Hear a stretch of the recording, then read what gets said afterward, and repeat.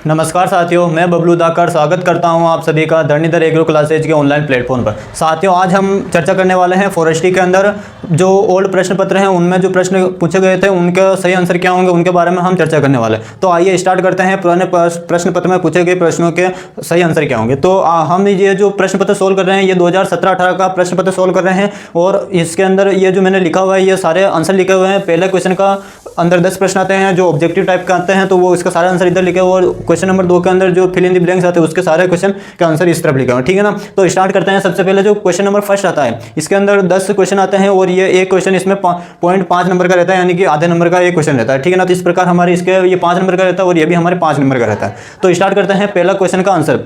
तो इसके अंदर जो पहला जो क्वेश्चन है उसके अंदर पहला प्रश्न है, उसमें क्वेश्चन बता रखा है इसके अंदर कि जब किसी वृक्ष को, जो इसके अंदर जो पहला जो प्रश्न बता रखा वो बता रखा है जब नए पौधे बहुत कम उपस्थित हो या बिल्कुल ही उपस्थित नहीं हो तब उस केस में वृक्ष के लिए हमें कितने बीज की आवश्यकता होगी। उस केस में हमें वृक्ष के लिए कितने बीज की आवश्यकता होगी। तो इसकी जो मैंने जो जगह खाली छोड़ी इसलिए रखी, खाली जगह इसलिए छोड़ रखी है क्योंकि इस केस में 2 आंसर राइट होंगे। जो आपको ऑब्जेक्टिव के अंदर जो प्रश्न दे रखे हैं इस केस के अंदर 2 आंसर सही होंगे। अब यदि ये प्रश्न है, जो प्रश्न अगर हमसे यह पूछता है कि अगर हमें नया फॉरेस्ट लगाना है उस केस में हमें कितने फॉरेस्ट के लिए हमें कितने बीज की आवश्यकता होगी, तो उस केस में हमें क्या होगा, अधिक बीज की आवश्यकता होगी। और एक केस ये हो सकता है कि यदि हमें फॉरेस्ट बिल्कुल ही वहाँ से हटा दिया गया है तो उस केस में वहाँ पर हमें कितने बीज की आवश्यकता होगी, तो वहाँ पर हमें 0 की आवश्यकता होगी। ठीक है ना। तो इसका जो राइट आंसर होगा वो यूनिवर्सिटी के ऊपर डिपेंड है, यूनिवर्सिटी ने क्या माना है। लेकिन इस केस के अंदर जो प्रश्न की जो लैंग्वेज है उसके आधार पर इसके दोनों आंसर सही हो सकते हैं मेरे आधार पर, क्योंकि अधिक भी हो सकते हैं और 0 भी हो सकता है। ठीक है ना। उसके बाद में हम नेक्स्ट आगे बढ़ते हैं। दूसरा प्रश्न बता रहा है कि जो सेकंड जो प्रश्न है वो आया है कि जो बीज के द्वारा अगर हम कोई वन लगाते हैं, बीज के द्वारा लगाया गया वन क्या कहलाता है, तो उसको हम हाई फॉरेस्ट के नाम से जानते हैं। किस नाम से जानते हैं? हाई फॉरेस्ट के नाम से जानते हैं। और ये मैंने आपको जब हमने फॉरेस्ट रीजनरेशन देखा था तब मैंने आपको बताया था, नेचुरल रीजनरेशन के अंदर मैंने आपको बताया था कि हम नेचुरल रीजनरेशन किस प्रकार से कर सकते हैं। तो बीज के द्वारा भी कर सकते हैं और एक हम उसके जो वेजिटेटिव पार्ट होते हैं उसके द्वारा कर सकते हैं। तो बीज के अंदर मैंने आपको बताया था यदि किसी वन को अगर हम बीज की सहायता से लगाते हैं तो उसको हम हाई फॉरेस्ट के नाम से जानते हैं, और ये मैंने आपको पढ़ाया था। तो उससे यह प्रश्न आया, तो इसको याद रखना, हाई फॉरेस्ट किसे कहते हैं। और उसके बाद में नंबर 3 जो ऑब्जेक्टिव के अंदर प्रश्न पूछा गया था वह पूछा गया था कि भारत के अंदर वनों को कितने भागों में बांटा गया है। भारत के अंदर वनों को कितने भागों में बांटा गया है, तो वनों को जो 5 भागों में बांटा गया है। किसने बांटा इनको? तो कैंपमैन और स्मिथ 2 वैज्ञानिक हुए थे, उन्होंने 1968 के अंदर भारत के जो वन थे उनको 5 भागों में डिवाइड किया था। वो 5 कौन कौन से ग्रुप थे? तो 5 ग्रुप थे। एक तो था ट्रॉपिकल, दूसरा था सब ट्रॉपिकल, तीसरा था टेम्परेट और चौथा था अल्पाइन और 5वां था सब अल्पाइन। ये 5 मेजर ग्रुप थे और इन 5 मेजर ग्रुप को, जो 5 मेजर ग्रुप है इनको 16 उप भागों में भी डिवाइड किया गया है, जिसमें जो ट्रॉपिकल है उसको 7 में डिवाइड किया गया है, सब ट्रॉपिकल को 3 भागों में डिवाइड किया गया है, और जो टेम्परेट है उनको 3 और अल्पाइन को 2 और सब अल्पाइन को 1। इस प्रकार से 16 भागों में इसको डिवाइड किया गया है। नेक्स्ट प्रश्न है ऑब्जेक्टिव के अंदर, प्रश्न पत्र के अंदर कि उसमें प्रश्न पूछा गया है कि रवि मल्टीमीटर का उपयोग किस के लिए किया जाता है। जो उसके अंदर प्रश्न पूछा गया है रवि मल्टीमीटर का प्रयोग किसके लिए किया गया है, यानी किसके मापन के लिए किया गया है। तो उसके अंदर ऑप्शन दे रखा है ऊंचाई मापन के लिए, व्यास मापन के लिए, उम्र मापन के लिए और आयतन मापन के लिए। तो उसका जो राइट आंसर होगा वो होगा ऊंचाई मापन के लिए। ठीक है ना। जो रवि मल्टीमीटर होता है उसको हम एक नाम से और जानते हैं, हेगा अल्टीमीटर के नाम से जानते हैं। तो एक तो हेगा अल्टीमीटर और रवि मल्टीमीटर दोनों एक ही नाम है, और ये हमारे जो ट्रिग्नोमेट्रिक प्रिंसिपल के बेस पर उसका क्लासिफिकेशन अलग अलग मेथड के आधार पर किया गया है। तो वो हमारे हाइट मेजरमेंट के अंदर आता है। ठीक है ना। जब हाइट मेजरमेंट हम देखेंगे तो उसके अंदर वो आ जाएगा। ठीक है ना। उसके बाद में आता है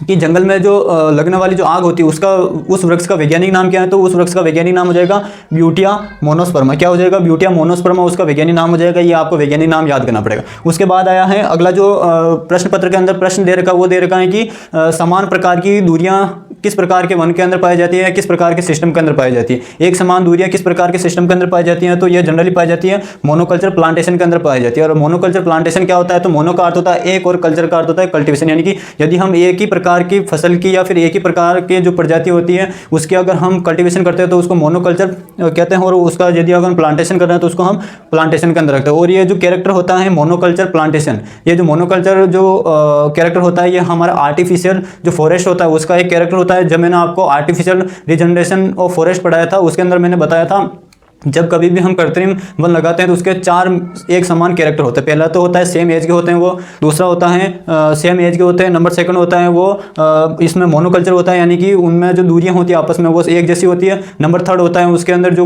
उनकी जो ग्रोथ होती है वो एक जैसी होती है, और उनकी क्राउन जो होती है वो क्राउन भी एक जैसी होती है। तो वो ये जो मोनोकल्चर जो कैरेक्टर होता है ये हमारा आर्टिफिशियल फॉरेस्ट का एक कैरेक्टर होता है, ठीक है ना। उसके बाद प्रश्न पत्र के अंदर जो 8वां प्रश्न दे रखा है वो दे रखा है कि भारत के अंदर जूमिंग खेती किस क्षेत्र के अंदर की जाती है, या शिफ्टिंग कल्टीवेशन किस एरिया के अंदर की जाती है। तो उसका राइट आंसर हो जाएगा उत्तर पूर्वी भारत, यानी कि जो पहाड़ी क्षेत्र है वहाँ पर किया जाता है। जनरली अरुणाचल प्रदेश, असम हो गया, हमारे सिक्किम हो गया, इन क्षेत्रों में, वेस्ट बंगाल, बिहार, इनमें पहाड़ी क्षेत्रों के अंदर ये जनरली किया जाता है, ठीक है ना। उसके बाद में दे रखा है क्वेश्चन नंबर 9 दे रखा है आपके प्रश्न पत्र के अंदर की जो कोपिस जो होता है किस प्रकार के वृक्षों के अंदर कोपिस नहीं होता है। प्रश्न दे रखा है किस प्रकार के वृक्षों के अंदर कोपिस नहीं होता है। इसकी थोड़ी लैंग्वेज चेंज हो सकती है, मैंने इसको बिल्कुल सरल भाषा में इसको प्रश्न को बना दिया है कि किस प्रकार के वृक्ष में कोपिस की क्रिया नहीं होती है। तो जो शंकुधारी जो वृक्ष होते हैं उनके अंदर हमारे कोपिस की क्रिया नहीं होती है। अब कोपिस क्या होता है, तो किसी भी वृक्ष को हम, जब मैंने आपको शब्दावली पढ़ाई थी तो उसके अंदर यह मान लीजिए कोई वृक्ष है, अगर किसी भी वृक्ष को हम क्या कर देते हैं जमीन की सतह से 1 फीट ऊपर से काट देते हैं, और वहां से काटने के बाद में अगर जमीन की सतह से अगर कई सारी शाखाएं निकलती हैं तो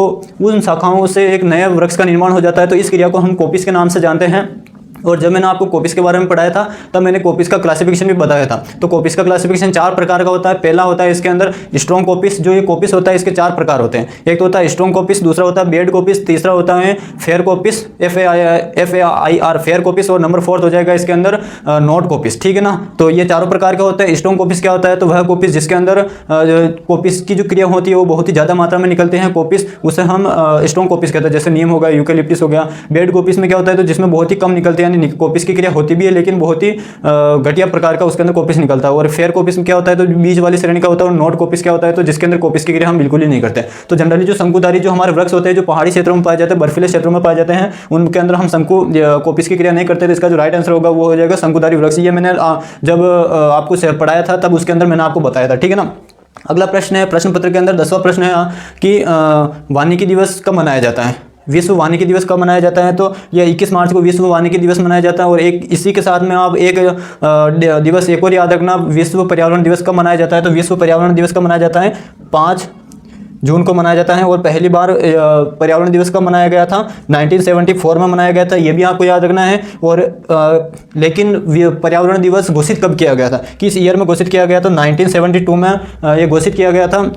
और कब से हमने मनाना स्टार्ट किया, तो 1974 से हमने विश्व पर्यावरण दिवस मनाना स्टार्ट किया। और अगर आपसे प्रश्न पूछा जाता है कि विश्व वानिकी दिवस कब मनाते हैं, तो वो तो मनाते हैं 21 मार्च को, लेकिन इसको घोषित कब किया गया था, तो 1971 को, 1971 में इसको घोषित किया गया था। और पर्यावरण दिवस को 5 जून को 1972 में घोषित किया गया था, ये हमको पता होना चाहिए, ठीक है ना। और ये जो 21 मार्च जो हम ये वानिकी दिवस मनाते हैं ये किसकी देन है, तो यूरोपियन संघ की देन है, ये भी हमको याद रखना है। तो ये फैक्ट आप याद रखना जो मैंने अभी बताए हैं। ये इस प्रकार से हमारे जो क्वेश्चन नंबर 1 था उसके 10 प्रश्न कंप्लीट होते हैं। उनके जो राइट आंसर वो मैंने बता दिया। आप इनको अगर नोट डाउन भी करना चाहते हो तो नोट डाउन भी कर लेना, और इनका आसपास की जो चीज़ें रिलेट करके भी हो सकता है नया प्रश्न बन जाए, तो वो भी मैंने आपको बता दिया।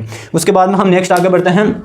अगला जो प्रश्न है वो हमारे जो प्रश्न पत्र है उसके अंदर दे रखा है फिल इन दी ब्लैंक्स वाला। जो क्वेश्चन नंबर 2 जो आपके प्रश्न पत्र के अंदर आता है वो आता है फिल इन दी ब्लैंक्स के अंदर आते हैं। 10 क्वेश्चन दे दिए जाते हैं, उसके अंदर जगह छोड़ दी जाती है, उसके अंदर हमको वहाँ पर उसका राइट आंसर लिखना होता है। इसमें पहला दे रखा है हमारे जो एक इंस्टीट्यूट का नाम दे रखा है। एक इंस्टीट्यूट है, इसका पूरा नाम है ICFRE। इसका पूरा नाम क्या होता है वो मैं अभी बताऊंगा आपको। इसका हेडक्वार्टर पूछा गया है कि इसका हेडक्वार्टर किस जगह स्थित है, तो इसका हेडक्वार्टर कहाँ पर स्थित है, तो देहरादून उत्तराखंड के अंदर स्थित है, ये हमको पता होना चाहिए। नेक्स्ट बात करें अब ये जो ICFRE है इसका पूरा नाम क्या, तो इसका पूरा नाम हो जाएगा, आप भी नोट डाउन कर लेना, इसका पूरा नाम होता है Indian council of forestry research and education होता है। पूरा इसका पूरा नाम क्या होता है, तो Indian council of forestry research and education होता है, जिसका मुख्यालय देहरादून के अंदर स्थित है। और 1986 में इसकी स्थापना होती है, ठीक है ना। इसकी स्थापना कब होती है, तो 1986 में इसकी स्थापना होती है, ये हमको याद होना चाहिए, ठीक है ना।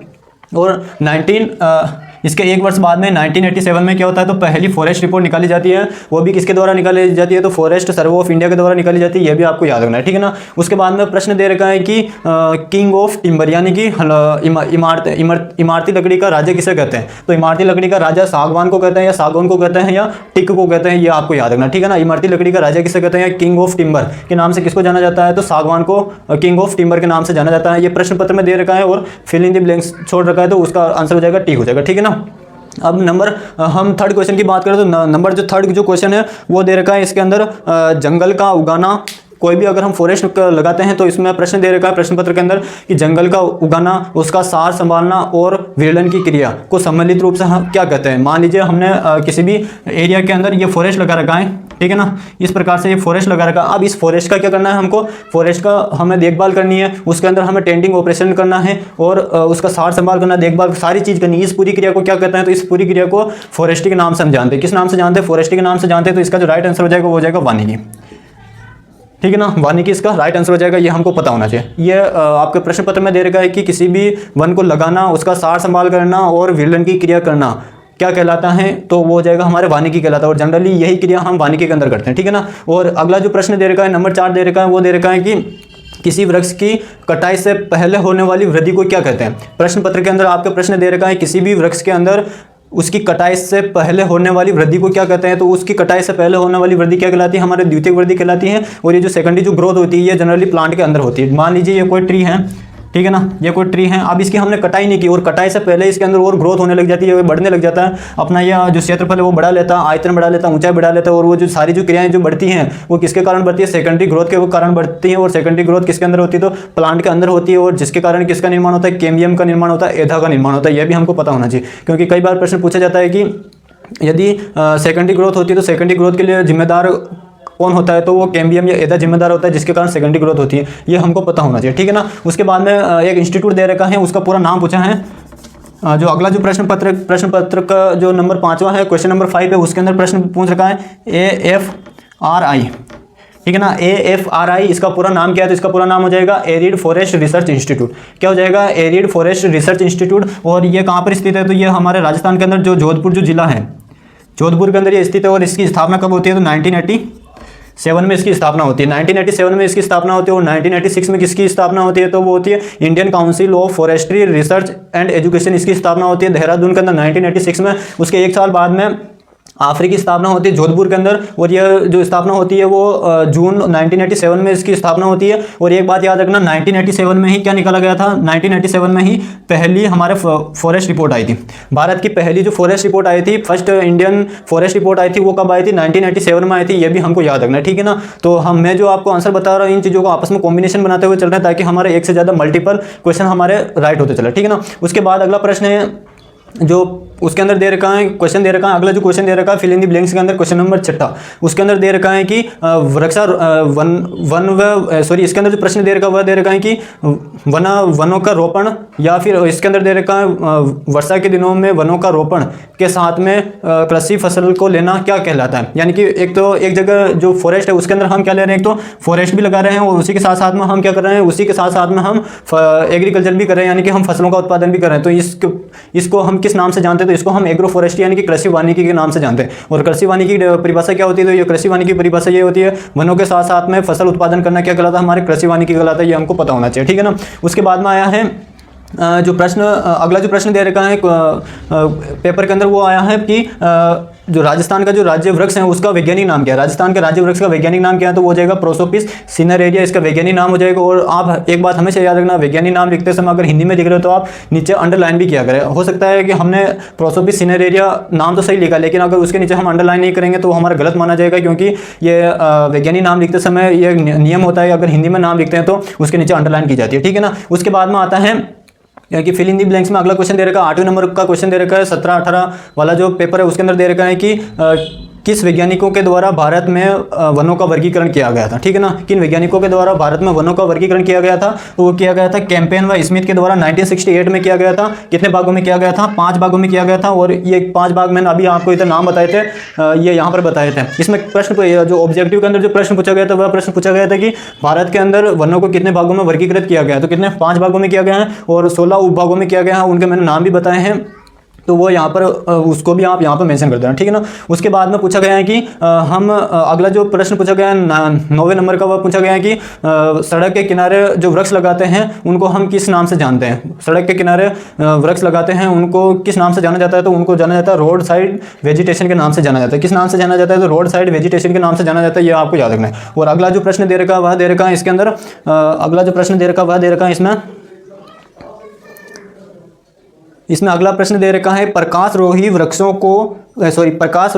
का पुनरुत्पादन काल छाया प्रेषी वृक्षों की अपेक्षा क्या क्या होता है।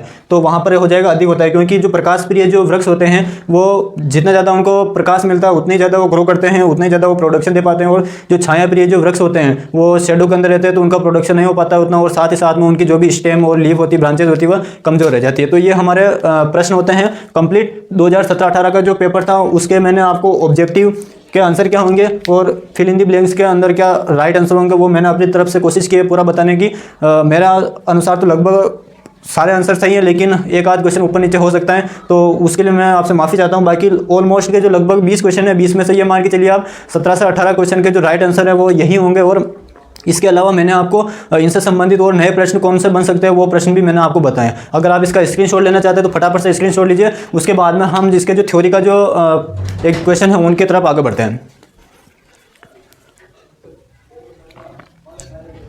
तो साथियों उसका स्क्रीनशॉट आपने ले लिया होगा। अब हम चर्चा करते हैं थ्योरी पोर्शन, थ्योरी वाले पार्ट के ऊपर हम चर्चा करते हैं। थ्योरी के अंदर जो प्रश्न आते हैं उनके बारे में हम चर्चा कर लेते हैं सबसे पहले, उसके बाद में इन प्रश्नों के क्या राइट आंसर होंगे वो मैं आपको बोल के ऐसे बता दूंगा, तो आप अपने आधार पर उनको तैयार कर लेना, ठीक है ना। क्योंकि किसी भी चीज़ का अगर हमें हिंट मिल जाता है तो उसका आंसर हम निकालने में हमें काफ़ी ज़्यादा सहायता मिल जाती है, ठीक है ना। तो हम सबसे पहले देखते हैं जो क्वेश्चन नंबर फर्स्ट हमने देखा था ऑब्जेक्टिव, क्वेश्चन नंबर सेकंड हमने देखा फिल इन द ब्लैंक्स वाला, ठीक है ना। अगला क्वेश्चन आएगा क्वेश्चन नंबर थर्ड आएगा, उसके अंदर आपको 5 डेफिनेशन दे दी जाएगी, ठीक है ना। 5 डेफिनेशन दे दी जाएगी और इन 5 के बारे में आपको डेफिनेशन लिखना है अगर आपको आती है तो, ठीक है ना। उसके बाद में क्वेश्चन नंबर फोर्थ आएगा, क्वेश्चन नंबर फोर्थ के अंदर आपको डिफरेंट बिटवीन में पूछा जाएगा, यानी कि 2 प्रश्न आएंगे, उसके अंदर आपको कोई सा भी प्रश्न दे दिया जाएगा, उसके डिफरेंट यानी कि अंतर बताना होगा। कि जैसे उदाहरण के रूप में बात करें विंड ब्रेक और शेल्टर बेल्ट में क्या अंतर होता है, सामाजिक वानिकी और सस्य वानिकी में क्या अंतर होता है, इसका अतिरिक्त आ सकता है टोंगिया कल्टीवेशन में क्या, और टोंगिया कल्टीवेशन शिफ्टिंग कल्टीवेशन में क्या अंतर होता है, या फिर आ सकता है आर्टिफिशियल रीजनरेशन और नेचुरल जो फॉरेस्ट रीजनरेशन था उनके बीच में क्या डिफरेंट है। तो किसी भी प्रकार से आ सकता है, उनके बारे में भी हम चर्चा करेंगे, ठीक है ना। अगला प्रश्न आता है क्वेश्चन नंबर 5 जो प्रश्न आता है उसके अंदर 2 प्रश्न आते हैं, दोनों करने कंपलसरी होते हैं। इसके अंदर आता है किसी भी प्रकार से प्रश्न आता है तो इसके अंदर प्रश्न आया हुआ है जो वृक्ष होता है, कटे हुए वृक्ष का आयतन मापन की विधियां यानी कि वॉल्यूम किस प्रकार से निकालते हैं, उनकी विधियां और उनके प्रमुख सूत्र लिखना है, ठीक है ना। तो मैंने इसको शॉर्ट में लिखा है और इसमें मैंने जो प्रश्न इसको शॉर्ट कर दिया है और प्रश्न मैं आपको पूरा बोल के बता रहा हूँ, ठीक है ना। तो इसमें जो प्रश्न आया था वो आया था हुए वृक्ष के आयतन मापन की विधियां व उनके प्रमुख जो भी सूत्र हैं विधियों के वो सूत्र हमको लिखना है, ठीक है ना। और दूसरा प्रश्न आया था इसके अंदर आर्टिफिशियल रीजनरेशन जो फॉरेस्ट होता है उसके प्रमुख उद्देश्य क्या है, उनके बारे में हमको लिखना है, ठीक है ना। उन उद्देश्य क्या है वो भी हम चर्चा करेंगे, लेकिन मैं आपको पहले क्वेश्चन क्या पूछ रहा है उसका मैं आपको बता देता हूँ कि ये हमें उसके अंदर लिखना है, ठीक है ना, आंसर लिखना। अगला आया है क्वेश्चन नंबर 6 और 7 जो आते हैं इसके अंदर 3 प्रश्न आते हैं और तीनों में से हमारे ऊपर डिपेंड करता है, 2 करना कंपलसरी होता है, उनमें से हमको जो अच्छे से आ रहा है उनको हमको करना होगा, ठीक है ना। तो क्वेश्चन नंबर 6 की बात करें तो इसके अंदर 3 प्रश्न आते हैं। एक आया है इसके अंदर क्राउन क्लासिफिकेशन क्या होता है, अभी हम डिस्कस करेंगे। एक आया है पॉपुलर जो वृक्ष होता है, पॉपुलर एक बात हमेशा याद रखना, प्रश्न 2 पॉपुलर से 2 तरह के प्रश्न बनते हैं। एक तो बनता है पॉपुलर मेथड का विस्तार से वर्णन कीजिए, यानी कि जो पॉपुलर जो सिस्टम होता है वो किस प्रकार से लगाया जाता है उसका एक तो हमको वर्णन करना है। और दूसरा आता है पॉपुलर एक वृक्ष का नाम है, पॉपुलर एक वृक्ष का नाम है, इस वृक्ष का पूरा विस्तार से वर्णन करना होता है कि इसका हम कल्टिवेशन किस प्रकार से करते हैं। जैसे हम उदाहरण के रूप में बात करें मक्का जो फसल होती है उसका हम खेती करनी होती है, कल्टीवेशन करनी होती है, तो हम पूरा सीक्वेंस से लिखते हैं कि हमें उसका क्लासिफिकेशन क्या होता है, उसके अंदर कितने हमको पीएच मान की आवश्यकता होती है, कितने हमें बीज की आवश्यकता होती है, कितने हमें सिंचाई की आवश्यकता होती है, इंटर क्रॉपिंग किस प्रकार से करते हैं हम, इंटर कल्चर किस प्रकार से करते हैं, प्लांट प्रोटेक्शन किस प्रकार से करते हैं, कितने यील्ड मिलती है, कौन कौन सी डिजीज लगती है, कौन कौन से हमारे इसके अंदर इंसेक्ट लगते हैं, कौन कौन से इसके अंदर रोग या अपने खरपतवार लगते हैं, फील्ड की तैयारी किस प्रकार से करनी है, और लास्ट में जाकर हम निकालते हैं इसको उपज निकालते हैं और फिर इसको सेल करते हैं। तो जो पूरा वो सिस्टमेटिक तरीके से हम करते हैं, सेम उसी प्रकार से पॉपुलर के बारे में भी आपको पूरा सिस्टमेटिक तरीके से लिखना होता है कि इसका सबसे पहला क्लासिफिकेशन करना होगा, साइंटिफिक नेम क्या होता है वो उसके अंदर पूरा आ जाएगा, वैज्ञानिक नाम क्या है, किस फैमिली के अंदर बिलोंग करता है, इसकी स्पीसीज कौन कौन सी है, यह इसके बेनिफिट्स क्या है वो लिखने होंगे, यानी कि इसके इंपॉर्टेंस क्या वो लिखना होंगे। उसके बाद में हमें लिखना होगा किस सीजन में इसको उगाया जाता है, इसके लिए किस प्रकार की मृदा की आवश्यकता होती है, पीएच मान की आवश्यकता होती है, इसकी प्रमुख अगर वेरायटी है तो वेरायटी कौन कौन सी है, या फिर इसके हो सकता है कोई अदर स्पीसीज है इससे रिलेटेड ही पॉपुलर से उनके बारे में कोई डिस्क्राइब करना होता है, किस प्रकार का वृक्ष है, यह पेरेनियल है, बाइनियल है या एन्युअल, किस प्रकार का वृक्ष है, इसके साथ में इसके कौन से कीट लगते हैं, कौन से रोग लगते हैं इसके अंदर, वो लास्ट में इसमें आता है कि हमें इसके इंटरक्रॉपिंग के लिए हम और कौन कौन सी फसलें लगा सकते हैं इसके बीच में, या फिर हो सकता है इसके अंदर पॉपुलर के अंदर की किस प्रकार से हम पॉपुलर से अधिकतम उत्पादन प्राप्त करने के लिए हम इसमें डिस्टेंस कितना रखें, पीएच मान कितना इसके लिए रिक्वायरमेंट होता है, इसकी इरिगेशन कितनी चाहिए होती है हमको, कितने वर्षों के बाद में हम पॉपुलर के जो वृक्ष होते हैं इनको काट कर आर्थिक लाभ प्राप्त कर सकते हैं, वो सारा जो पूरा जो सिस्टमेटिक तरीके से लिखना होगा उसी को बोलते हैं पॉपुलर पॉपुलर की खेती का विस्तार से वर्णन कीजिए। प्रश्न इस प्रकार से आता है। अब इसके अंदर जो प्रश्न पत्र के अंदर जो प्रश्न पूछा गया था वो पूछा गया था पॉपुलर की कृषि के बारे में सर जितना आप जानते हो उसकी व्याख्या कीजिए, संक्षिप्त में व्याख्या कीजिए। तो प्रश्न किसी भी प्रकार से आ सकता है, तो वो मैंने बता दिया। अब हो सकता है पॉपुलर की जगह आपको बांस के बारे में दे दिया जाए, या फिर शीशम के बारे में दे दिया जाए, या फिर सागवान के बारे में। तो इनका जो पूरा जो सिस्टमेटिक जो फॉर्मेट है वो फॉर्मेट एक जैसा रहेगा, बस उसमें कुछ टर्म जरूर चेंज करने पड़ेंगे हमको, ठीक है ना। ये होता है पॉपुलर के बारे में। उसके बाद में आया है अगला जो थर्ड क्वेश्चन आया है, वन संवर्धन के उद्देश्य, यानी कि जो हमने फॉरेस्ट लगाए हैं उसके क्या पर्पज है, उसके बारे में भी हम चर्चा करेंगे। अब नेक्स्ट बात करते हैं क्वेश्चन नंबर 7। क्वेश्चन नंबर 7 के अंदर भी 3 क्वेश्चन आते हैं, अपने ऊपर डिपेंड रहता है कि हम कौन से करना चाहते हैं। जो अच्छा से आ रहा है हमको क्वेश्चन वो हम करेंगे, ठीक है ना। तो इसके अंदर जो पहला जो क्वेश्चन है उसके अंदर दो क्वेश्चन आया हुआ है, छोटे छोटे क्वेश्चन आया है। जो क्वेश्चन नंबर 7वां है, क्वेश्चन नंबर 7 के पहले के अंदर 2 क्वेश्चन आया। एक तो आया MPTS क्या होता है, अभी हम चर्चा करेंगे, और एक आया है NFP, ठीक है ना। NFP क्या होता है अभी हम चर्चा करेंगे थोड़ी देर बाद में। उसके बाद में आया आयु निर्धारण, यानी कि हम वृक्ष की एज का किस प्रकार से मेजर कर सकते हैं, माप सकते हैं, उसके उम्र का पता हम किस आधार पर लगा सकते हैं। तो उसके कौन कौन से मेथड है, अगर मेथड के अंदर भी और मेथड उनके बारे में लिखना है, उनके क्या क्या फॉर्मूले हैं वो हमको इसके अंदर लिखना है, ठीक है ना। उसके बाद में आया है क्वेश्चन नंबर 7वें के अंदर थर्ड, इसके अंदर प्राकृतिक पुनर्जनन की विधियां, यानी कि जो हम फॉरेस्ट का रीजनरेशन करते हैं, नेचुरल फॉरेस्ट रीजनरेशन होता है, उसके कौन कौन से मेथड है। तो ये प्रश्न आते हैं। अब हम एक एक करके इनके ऊपर डिस्कस कर लेते हैं कि इनके अंदर हमें लिखना क्या है, ठीक है ना। तो क्वेश्चन हम स्टार्ट करते हैं सबसे पहले क्वेश्चन नंबर 3 से, ठीक है ना। वानिकी के बारे में हम सबसे पहले देखेंगे कि वानिकी की डेफिनेशन क्या होता है, यानी कि फॉरेस्ट की परिभाषा क्या होती है। तो फॉरेस्ट की परिभाषा क्या होती है, तो हम ये कह सकते हैं कि जब हम कोई भी एक क्षेत्र होता है, उस क्षेत्र के अंदर जहाँ पर वृक्ष नहीं होते वहाँ पर अगर हम वृक्ष लगाते हैं और उससे अगर हमारा उद्देश्य की पूर्ति के लिए अगर वह वृक्ष लगाए जाते हैं तो उसे हम किस नाम से जानते हैं, वानिकी के नाम से जानते हैं। या फिर हम कह सकते हैं वह क्षेत्र जहाँ पर वनों की सघनता ज़्यादा होती है उसे हम वन कहते हैं, और उससे आर्थिक लाभ प्राप्त करना या फिर उसका रखरखाव करना हमारे वो वानिकी कहलाता है। क्योंकि वानिकी के अंदर जब किसी चीज़ का हम रखरखाव करने लग जाते हैं, या फिर हम कह सकते हैं उसको लगा रहे हैं किसी भी वृक्ष को, उसका हम मेंटेन कर रहे हैं उसको,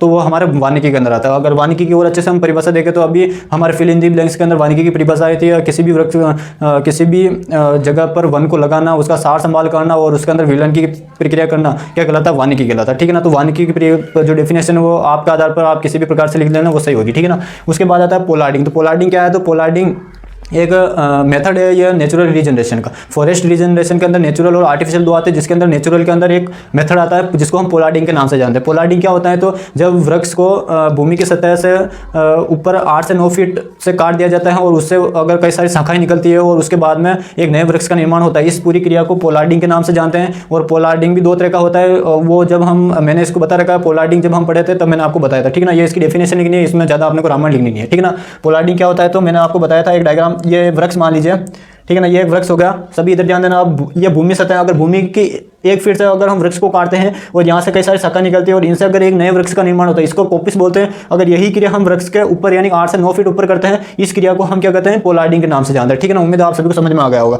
अब ऊंचाई वर्ग क्या होता है, जब हमने हाइट मेजरमेंट देखा था, हाइट मेजरमेंट के अंदर मैंने आपको बताया था कि इसके अभी अलग अलग ऊंचाई वर्ग होते हैं। जैसे हम उदाहरण की बात करें तो ये क्या होता है, तो क्राउन लेंथ होता है, ये क्या होता है, क्राउन हाइट होता है, और यहाँ से लेकर ये वाली जो होती है इसको बोले हाइट के नाम से जानते हैं। तो ये जो अलग अलग जो इसके हाइट की जो क्लास होती है इसी को क्या बोलते हैं, हाइट क्लासेज के नाम से जानता है। तो ये सभी इसके अंदर मेंशन करनी है। एले क्रॉपिंग क्या होती है, तो एले क्रॉपिंग आप एग्रोनॉमी के अंदर एले क्रॉपिंग बहुत बार इसके चर्चा होती है। एले क्रॉपिंग तो आप लिख लोगे। थिनिंग क्या होता है, तो थिनिंग क्या होता है, तो ये जनरली हम एग्रोनॉमी के अंदर भी पढ़ते हैं और फॉरेस्ट्री के अंदर भी आते हैं। तो थिनिंग क्या होती है, तो जब वृक्षों की संख्या को निश्चित करनी होती है तब हम कुछ वृक्षों को या पेड़ों को हटा देते हैं, तो उसे हम थिनिंग के नाम से जानते हैं। और जनरली थिनिंग के अंदर जो भी डिसएडवांटेज जो प्लांट होते हैं या फिर जो जिनके ऊपर रोग लग रहा है, कीट लग रहा है, या जो कमजोर पौधे हैं या फिर डेंसिटी ज़्यादा है, तो उन डेंसिटी को मेंटेन करने के लिए हम थिनिंग की क्रिया करते हैं। या फिर स्पेसिंग अगर बहुत ही ज़्यादा है तो अगर स्पेसिंग कम है तो स्पेसिंग को फुलफिल करने के लिए हम भी थिनिंग की क्रिया करते हैं। तो इसके पीछे भी कई सारे हमारे पर्पज होते हैं। और थिनिंग के ऊपर ऑलरेडी मैंने 2 सेशन कर रखे हैं। थिनिंग के प्रकार भी कई सारे होते हैं। तो यह इवन जो फॉरेस्ट होता है उसके लिए अलग किया जाता है, और जो अपने ओल्ड जो हमारे ओल्ड जो फॉरेस्ट होता है उसके लिए अलग किया जाता है। यानी कि समान प्रकार के जो वृक्ष होते हैं उनके लिए अलग किया जाता है। या फिर आर्टिफिशियल फॉरेस्ट के लिए थिनिंग का मेथड अलग होता है और नेचुरल फॉरेस्ट के लिए थिनिंग का प्रोसेस अलग होता है। उसके अंदर भी न्यूमेरिकल आता है। हमारे जो थिनिंग के जो प्रकार होते हैं वो जो आर्टिफिशियल जो फॉरेस्ट होता है उसके लिए अलग अलग थिनिंग के प्रकार, जैसे क्राउन थिनिंग आता है हमारे, एक आता है हमारे ऑर्डिनरी थिनिंग आता है, न्यूमेरिकल थिनिंग आता है, फॉर्मूला थिनिंग आता है। तो कई सारे प्रकार है, वो मैंने सभी आपको पढ़ा रखे हैं। उनको तो आप अगर वीडियो को देखोगे तो आपको ऑटोमेटिक समझ में आ जाएगा थिनिंग के क्या होते हैं, ठीक है ना। उसके बाद हम नेक्स्ट आगे बढ़ते हैं।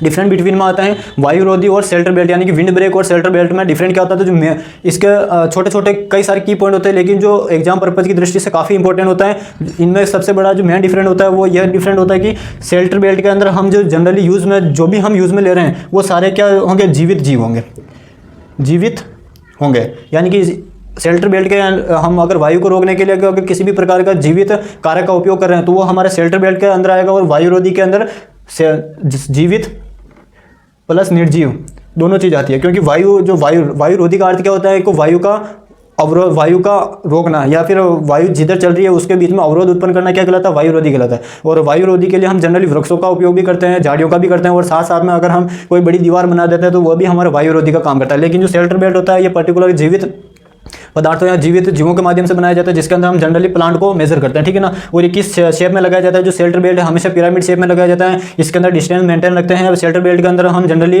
रोड वोड कंस्ट्रक्शन ये कार्य नहीं कर सकते, इसके अंदर वो सारे कंस्ट्रक्शन का कार्य हम कर सकते हैं। और ये शेल्टर बेल्ट और विंड ब्रेक के बारे में मैंने पढ़ाया हुआ भी है, अगर आपने अभी तक वो वीडियो नहीं देखा तो इन दोनों के बारे में साथ में पढ़ा रखा है, तो उसमें आप डिफरेंट आसानी से निकाल सकते हो, ठीक है ना। और मैं पर्टिकुलर जो भी डिफरेंट बिटवीन के जो क्वेश्चन आते हैं उनको अलग से सेशन में लेकर उन सभी को एक साथ में लिखकर एक सेशन कवर कर दूंगा, जिसके अंदर सारे आपके डिफरेंट बिटवीन के आंसर आपको मिल जाएंगे। तो इसके अंदर मैं जब भी पढ़ाऊंगा तो वायुरोधी और सही जो जितने भी अंतर हैं वो सारे आपको एक ही क्लास में मिल जाएंगे, ठीक है ना। उसके बाद नेक्स्ट करते हैं सामाजिक वानिकी और सस्य वानिकी। सामाजिक वानिकी में क्या होता है, तो ये इसमें जो सोशियल जो फॉरेस्ट्री होता है, सोशियो फॉरेस्ट्री के अंदर इसका जो मेन जो पर्पज रहता है वो किसके लिए रहता है, समाज के लिए रहता है। यानी कि इसके अंदर जो भी हमने वन लगा रखे हैं वो किसके लिए रहेंगे, ओवरऑल सभी के हित के लिए रहेंगे। इसका जो मेन पर्पज होता है वो एक स्टेटमेंट पर कार्य करता है, for people, for the people, और इनके लिए कार्य करता है। यानी कि लोगों के लिए, लोगों के द्वारा, और लोगों की सहायता के लिए जो कार्य करता है वो आता है हमारा सामाजिक वानिकी आता है, ठीक है ना। और जो सस्य वानिकी जो होता है, एग्रो जो फॉरेस्ट्री होता है, एग्रो फॉरेस्ट्री का जो हमारा मेन पर्पज रहता है वो कम समय के अंदर कम क्षेत्र से अधिक आर्थिक लाभ प्राप्त करना होता है, ठीक है ना। इससे आर्थिक लाभ प्राप्त करने के लिए हमारा फोकस ज़्यादा रहता है। सोशियो फॉरेस्ट्री होता है जो ये ओवरऑल सभी के लिए कार्य करता है, जिसके अंदर पशु भी आ जाते हैं, हमारे जानवर आ जाते हैं, हमारे मनुष्य आ जाते हैं, सूक्ष्म जीव सभी आ जाते हैं, ठीक है ना। ये इको फ्रेंडली होता है, ये इको फ्रेंडली होता है लेकिन थोड़ा कम होता है, क्योंकि ये इसमें ह्यूमन का इंटरफेयर थोड़ा ज़्यादा होता है, ठीक है ना। और इसमें हम सभी के लिए होता है तो सभी को फायदा होता है, इसको नेचर को, इसमें हमारे जो सोइल फर्टिलिटी होती है वो बढ़ती है, सोइल फर्टिलिटी रेट बढ़ती है। इसके अंदर सोइल फर्टिलिटी रेट जो होती है वो समय के साथ साथ में धीरे धीरे कम होती जाती है, क्योंकि ह्यूमन का इंटरफेयर जितना ज़्यादा रहेगा उसके अंदर हम इंसेक्ट का यूज़ करेंगे, फर्टिलाइजर, केमिकल फर्टिलाइजर का यूज़ करेंगे, तो वो हमारे थोड़ा सोइल फर्टिलिटी को क्या करेगा, डिक्रीज करता हो जाएगा। तो ये इसके डिफरेंट आ जाएगा, ठीक है ना। और इनको मैं पर्टिकुलर दोनों को मैं अलग से अच्छे से समझा दूंगा आपको कि एग्रो फॉरेस्ट्री और हमारे जो सोशियो फॉरेस्ट्री इनमें मेन डिफरेंट क्या है। जो अभी मैं आपको बता रहा हूँ ये भी मेन डिफरेंट है, लेकिन इसके अलावा भी और कई सारे हैं, क्योंकि सारी चीज़ें यहाँ पे अभी बताना पॉसिबल नहीं है। केवल अभी हम मेन जो की पॉइंट है उन्हीं के ऊपर फोकस करें, ठीक है ना। उसके बाद में हम आयतन मापन की विधियाँ, ये जो प्रश्न आया है ये आपके फॉरेस्ट मेजरमेंट्स आया। फॉरेस्ट मेजरमेंट काफ़ी ज़्यादा इंपॉर्टेंट टॉपिक है और इसमें से आपको लगभग 2 से 3 प्रश्न मिल जाएंगे, तो फॉरेस्ट मेजरमेंट को आप अच्छे से पढ़ के जाना, ठीक है ना। हालांकि अभी मैंने फॉरेस्ट मेजरमेंट के अंदर ये जो वॉल्यूम मेजरमेंट किस प्रकार से निकालते हैं मैंने करवाया नहीं, लेकिन हाइट मेजरमेंट मैंने करवा दिया है। तो हाइट मेजरमेंट के बारे में हम चर्चा करेंगे, इसके बारे में अभी हम चर्चा नहीं करेंगे क्योंकि अभी मैंने नहीं करवाया, ठीक है ना।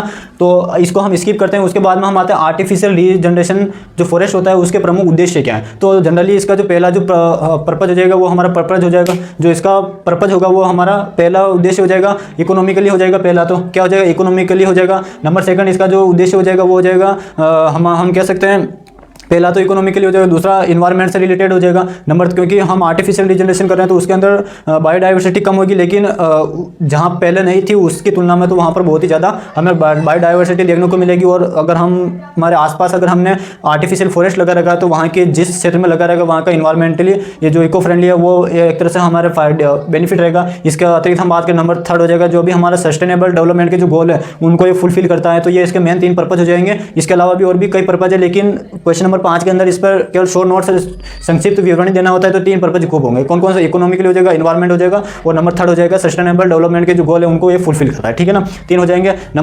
क्वेश्चन नंबर 6 की बात करें तो इसके अंदर आपके ऊपर डिपेंड करता है कि आप कौन से करना चाहते हो। अगर मैं अपने अनुसार देखूँ तो मैं एक तो क्राउन क्लासिफिकेशन अच्छे से मेरे को आता है और एक आता है मेरे को फॉरेस्ट ये वन संवर्धन के प्रमुख उद्देश्य क्या वो मेरे को आता है। पॉपुलर के बारे में भी आता है, लेकिन इसमें कुछ हो सकता है जो प्रमुख टर्म आते हैं वो हम टर्म ना लिख पाएँ, साइंटिफिक नेम अगर हमें याद नहीं है तो वो फिर एक एग्जामिनर के ऊपर एक थोड़ा नेगेटिव इफेक्ट पड़ता है, ठीक है ना।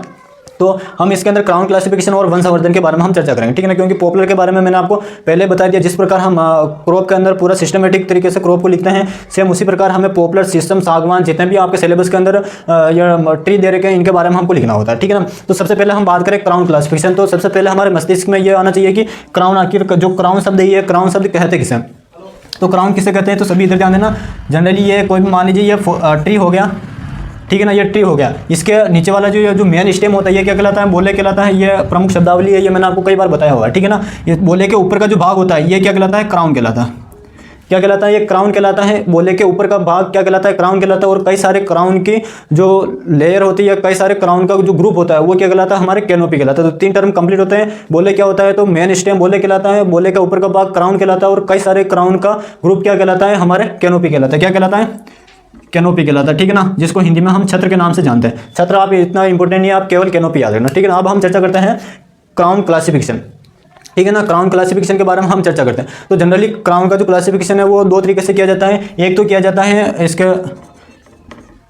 शेप के बेस पर, बेसिस ऑन शेप, और एक किया जाता है बेस्ड ऑन शेप, और एक किया जाता है क्राउन की डेंसिटी कितनी उसके आधार पर, और एक किया जाता है आकार के आधार पर, ठीक है ना। मैं यहाँ पर आपको नाम बता देता हूँ। पहले हम करते हैं जो क्राउन होता है इसकी डेंसिटी के आधार पर जो क्राउन का क्लासिफिकेशन 4 भागों में किया जाता है। पहले किया जाता है डोमिनेंट क्राउन, को डोमिनेंट क्राउन, इंटरमीडिएट क्राउन और सप्रेस्ड, या फिर हम कह सकते हैं ओवरलैपिंग क्राउन हो जाएगा, ठीक है ना। कौन कौन से किसके बेस पे, क्राउन के सघनता यानी कि डेंसिटी के आधार पर। पहला हो जाएगा डोमिनेंट, को डोमिनेंट, इंटरमीडिएट और सप्रेस्ड। ये 4 प्रकार के होते हैं किसके, क्राउन की डेंसिटी के आधार पर। इनके अंदर क्या लिखना है वो मैंने ऑलरेडी सेशन कवर करवा रखा है, आपको वहां जाकर देख लेना, ठीक है ना। मैं अभी केवल नाम बता रहा हूँ। उसके बाद में आता है शेप के बेस पर, यानी कि क्राउन के या फिर जो वृक्ष की जो आकृति होती है उसके वृक्ष के आकार या आकृति के आधार पर। तो इसके आधार पर भी इसको 4 भागों में बांटा जाता है। पहला बांटा जाता है इसके अंदर जो क्राउन होता है इसको 4 भागों में बांटा जाता है, सिलेंड्रिकल, इसके अतिरिक्त इसको कोनिफर हो जाएगा, और ब्रॉड हो जाएगा, और एक हो जाएगा स्पेरिकल। ये 4 प्रकार के होते हैं, ये आपको नाम याद रखना। यानी कि ये जो क्राउन होता है ये क्राउन की आकृति किस प्रकार की है, आकृति किस प्रकार की। अगर आपने कई बार वृक्ष को देखा होगा,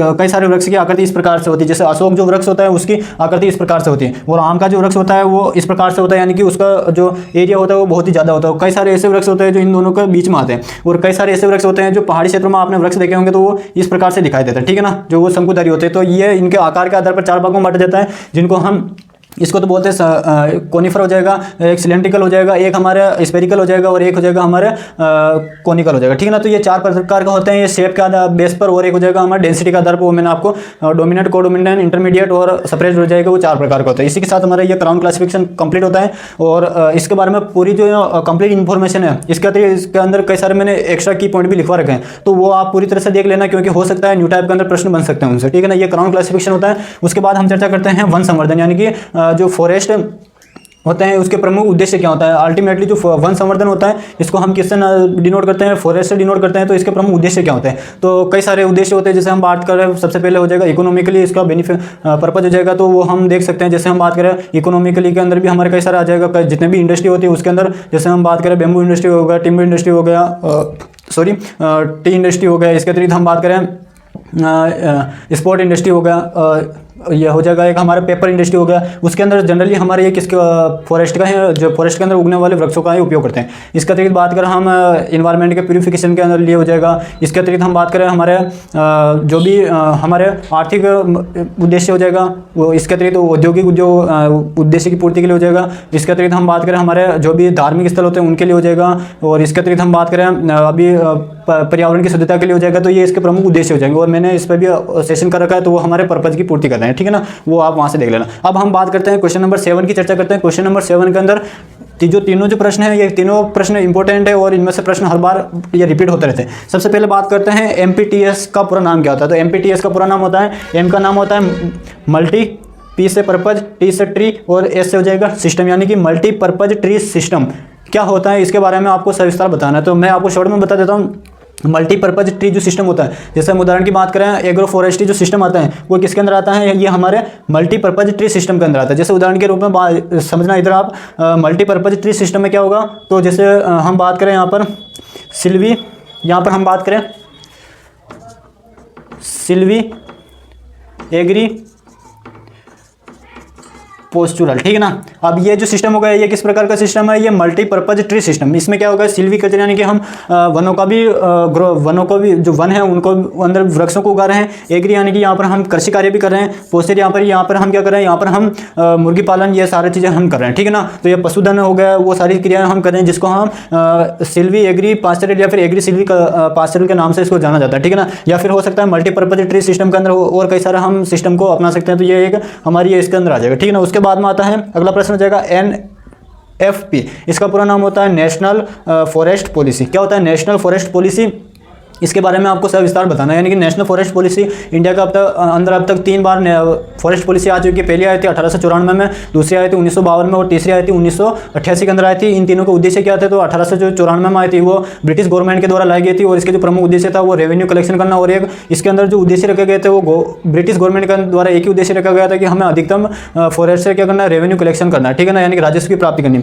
सेकंड जो हमारी 1952 में जो फॉरेस्ट पॉलिसी आई थी उसके 4 उद्देश्य रखे गए थे। पहला रखा गया था कि इसके अंदर पर्टिकुलर जो उद्देश्य रखा गया था वो रखा गया था पशुचारण को प्रतिबंध करना और एक तरह से हम फॉरेस्ट जो थे उनको संरक्षण देने का प्रावधान इसमें रखा गया था। और इसमें 1952 की जो फॉरेस्ट पॉलिसी थी उसके अंदर ये बताया गया कि जो प्लेन एरिया है वहाँ प्लेन एरिया के लिए 33% हमें फॉरेस्ट लगाना है ओवरऑल जोग्राफिक जितना एरिया है उसका, और हिली एरिया के अंदर हमको लगभग 60 से 65% लगाना है, ये ठीक है ना। ये इसके प्रमुख 4 उद्देश्य रखे गए थे। उसके बाद आई थी अगली जो फॉरेस्ट पॉलिसी आई थी वो 1988 के अंदर आई थी और इसके जो प्रमुख उद्देश्य रखे गए थे वो मैंने आपको बताया था। एक ट्रिक बताई थी मैंने इसके अंदर PCD, ये ट्रिक याद रखना, 3 शब्द याद रखना PCD। इसके अंदर क्या किया गया, तो इसके जो 1988 की जो फॉरेस्ट पॉलिसी है इसके अंदर जो 1952 के जो भी पर्पज थे वो तो इसके अंदर थे ही थे। इसके अलावा इसके अंदर 3 और उद्देश्य ऐड किए गए थे, वो किया गया था PCD से का अर्थ क्या होता है, तो P से होता है फॉरेस्ट प्रोटेक्शन, C से होता है फॉरेस्ट कंजर्वेशन और D से होता है फॉरेस्ट डेवलपमेंट,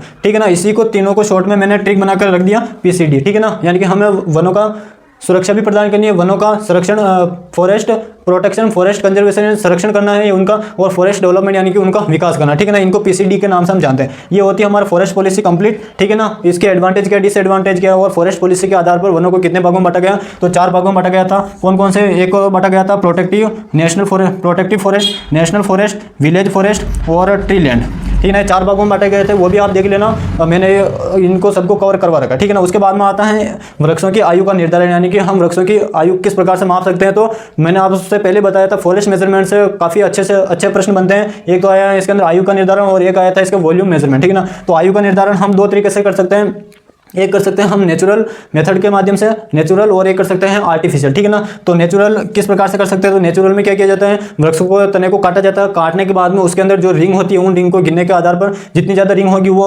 उतनी ज़्यादा वृक्ष की आयु होगी। और वो जो रिंग बनती है वो किससे बनती है, तो जो मैंने आपको बताया था द्वितीयक वृद्धि होती है, किसके माध्यम से होती है, कैम्बियन एदा उसके लिए जिम्मेदार कारक होते हैं और वही आगे जाकर क्या करता है, एज निर्धारण करते हैं, ठीक है ना। और एक होता है आर्टिफिशियल जिसके अंदर हम अलग अलग मेथड काम में लेते हैं और फॉर्मूले भी आते हैं, तो उनकी सहायता से भी हम निकाल सकते हैं। नंबर 3 प्रश्न आता है हमारे प्राकृतिक पुनर्जनन की प्रमुख विधियां कौन कौन सी, यानी कि natural regeneration of forest. 2 method है, एक तो हम कर सकते हैं इसका बीज के माध्यम से और एक कर सकते हैं वेजिटेटिव पार्ट प्लांट के जो भी इकाई भाग है उनके माध्यम से कर सकते हैं। और बीज के द्वारा अगर किसी वृक्ष का हम वन को लगाते हैं तो वो हमारे हाई फॉरेस्ट के नाम से जाना जाता है और वो हमारे एक न्यू टाइप के अंदर प्रश्न भी आया था, ठीक है ना, वो याद रखना आप। उसके बाद में आता है हमारे वेजिटेटिव पार्ट के अंदर 3 मेथड आते हैं, एक तो आता है कोपिस आता है, पोलार्डिंग आता है, एक आता है सकर्स आता है, ठीक है ना।